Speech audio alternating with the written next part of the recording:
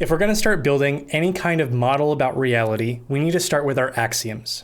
Now, in my opinion, there is only one axiom that is 100% certain and what we can derive every other belief off of, or at least we should be doing that, because any other axiom is going to be in some way uncertain. So my axiom is I think, therefore I am.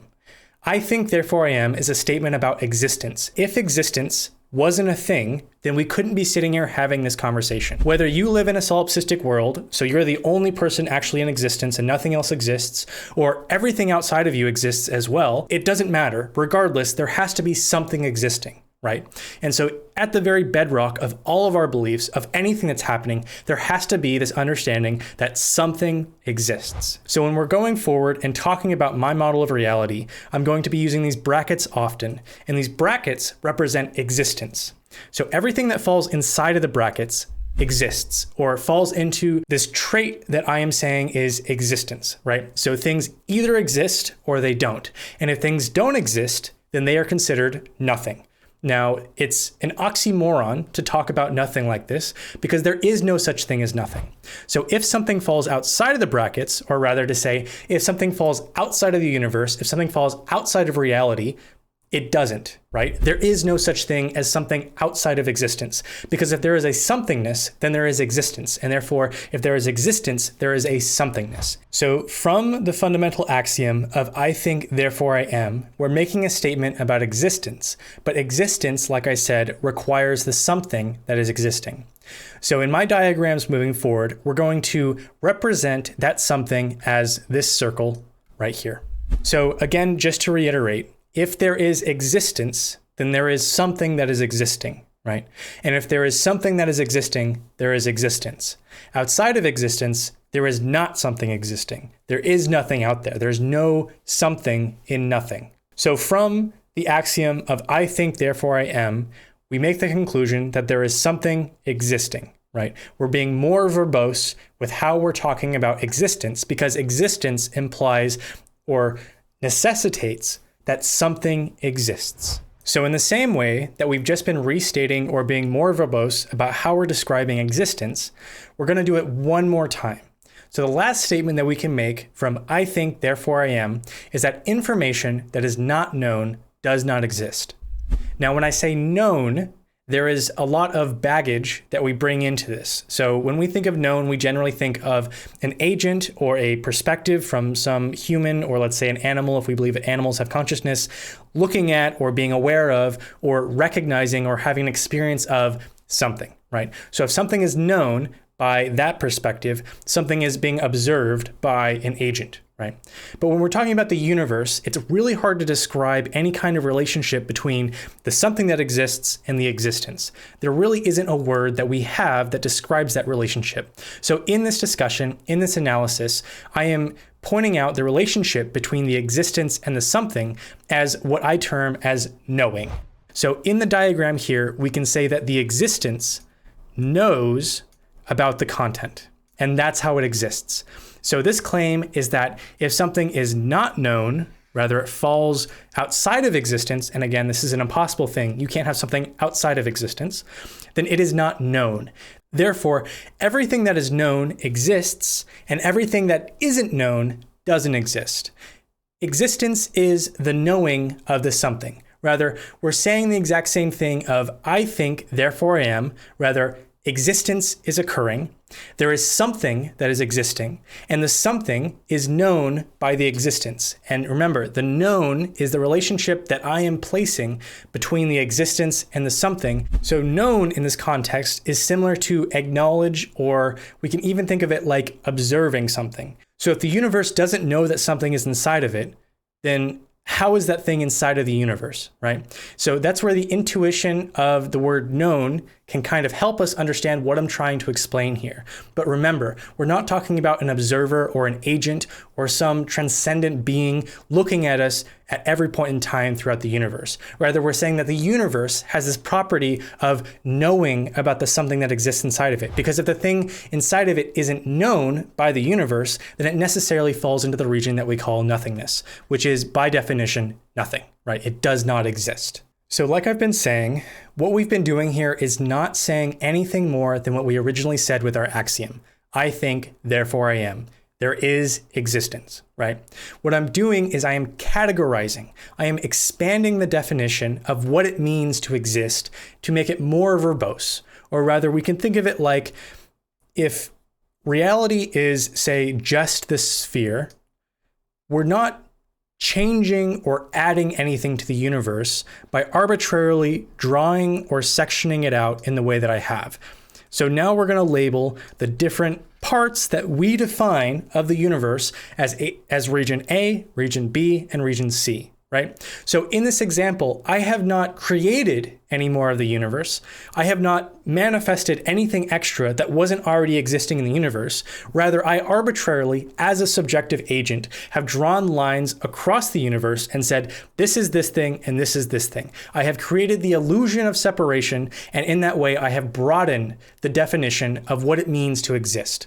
And so what I'm explaining here is that the fundamental process of categorization, or rather what I am trying to do here, is I'm trying to take the fundamental axiom of there is existence, and I'm trying to broaden the definition without adding anything extra to it while still staying accurate to the original definition. And in this way, it allows us to operate on the different parts of reality.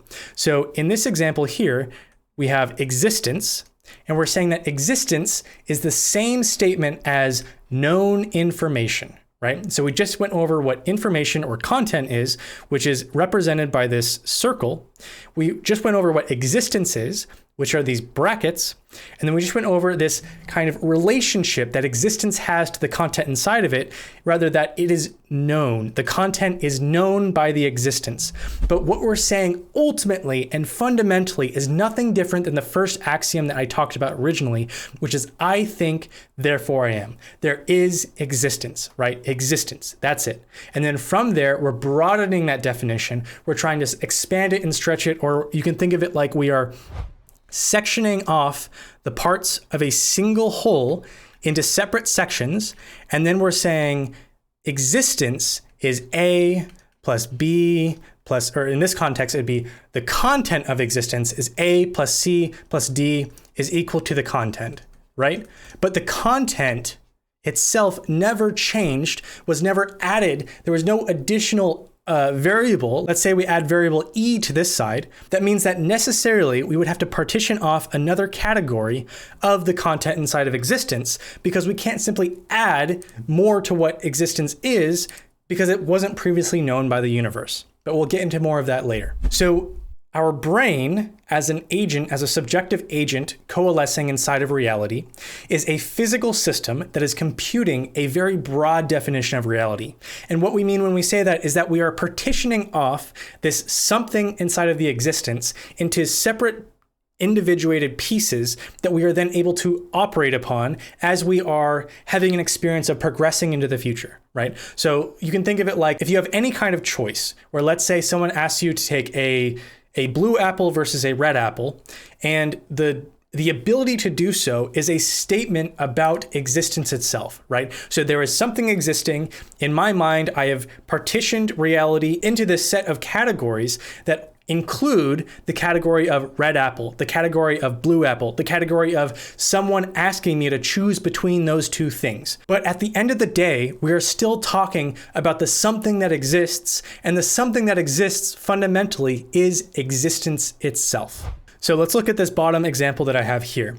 I can describe an apple with more and more constituent parts as follows. So I can describe an apple with the word apple, right? So there's the category that we have partitioned off in reality called an apple. Okay, but we could also describe an apple as a red fruit that grows on trees.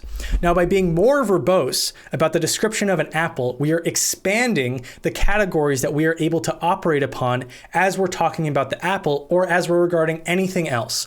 So by expanding this definition or expanding this category that we're talking about, we're not adding anything to the apple. We're not adding anything to the category of what an apple is. Rather, we are making finer and finer slices into the single definition of what an apple example is, so now that we have broadened the definition of I think, therefore I am, or rather to say we have broadened the definition of what it means to exist, we now have some operations we can make. Or rather, we can regard the universe in a particular way, and we can start making models about how the universe may or may not exist. Now, just by reading the bold letters here, we might be a little alarmed.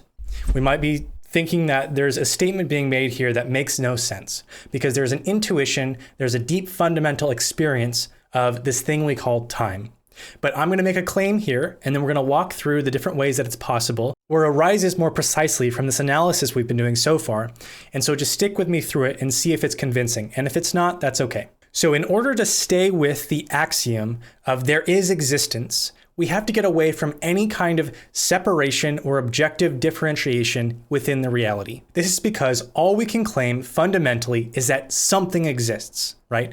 And with that statement, there is no differentiation built into it. There's no implied or objective or certain sense of one thing being different than the other. Therefore, everything that is different, everything that is categorized as one thing versus another thing is a subjective agent applying a broader definition to the base axiom of something exists. As a result of that, when we operate on this definition, what we come to the conclusion of is everything we categorize inside of reality is fundamentally a single unchanging content occurring instantaneously. The diagram that we have been drawing or constructing so far is built specifically to display that.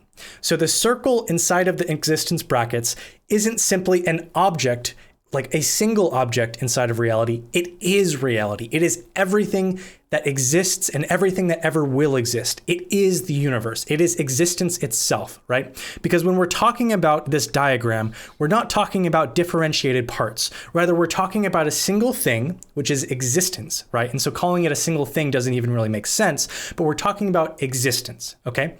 And we're broadening the definition of what we say. So instead of saying just a single word, existence, we're saying existence is content that is known. Rather, existence is known information, right? And that's what we're saying here with this diagram. So existence is known information. And from that, what we can conclude, or what we have to conclude, is that there is only one thing, or rather, there is a single instantaneous content that exists fundamentally forever and with infinite depth, because there is no individuation, there is no separation of parts within this thing.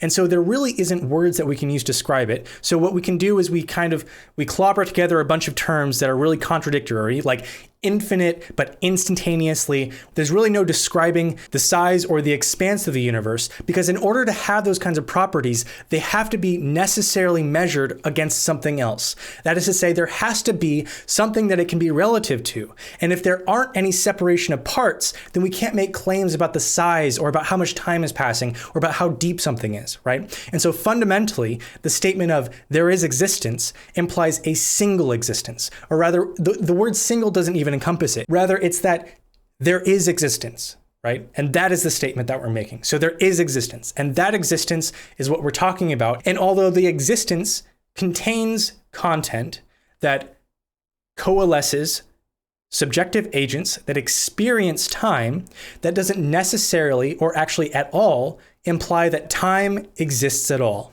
And I'm going to give you my reasoning for this, because that sounds bonkers, and it doesn't at all, like I said, line up with our experience of how things operate.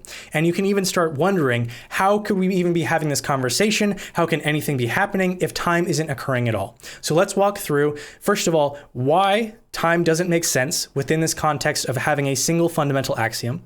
And then secondly, can we have reality without time, and can it still operate in the same way that we're experiencing it? Or rather, can we have this human experience, this subjective sense of being an agent inside of a reality in a timeless existence, in a timeless reality, in a place that isn't changing or fundamentally doing anything different than it has forever and instantaneously? So we're going to go through the logic here that I have laid out. So if existence is not nothing, okay, so that's kind of a definition of existence being something, is that it's not nothing. So if existence is not nothing, and existence is not constructed of separate parts, Okay, because we have to acknowledge, we have to understand that fundamentally the axiom of there is existence does not bring with it any differentiation. That differentiation is an uncertainty that we as subjective agents bring into reality through the computational models that our brain has brought with us. So there is no axiom that with certainty provides a separation of parts within reality. And so if we're going to stick to this fundamental axiom, there is no existence that is constructed of separate parts. Rather, it is just existence. Okay? So what we're going to then say is that an event horizon of existence separated from previous or future existence cannot be occurring as we normally think of it. And so the diagram here is trying to point out this idea of a horizon of existence, or an event horizon of existence, where there is kind of a plane of time passing along through, let's say, like a spatial dimension. And as it's doing so, the different permutations of existence are coming in and out of that existence, right? The issue with that is that it implies that there are separate existence positions within that time that exist at separate points in time, right? But that claims that time is this transcendent property that occurs outside of existence. Rather, in order for time to exist in the way that we think about it, with this event horizon of existence progressing through the permutations of space, it necessitates a separation of the different moments, or the different ranges of moments of time that have those particular sets of existence existing in that moment that contradicts our fundamental axiom of there is existence. This two-dimensional change of the circle, okay? So we're going to do the exact same thing, except with a fourth dimension from the third dimension, right? So we have, say, a human experience in the third dimension, and then we are going to stretch that experience out into the fourth dimension. So we're going to stretch this across, and this arrow represents a fourth dimensional stretching of a three-dimensional human being, okay? And then what we're going to do is we are going to take a range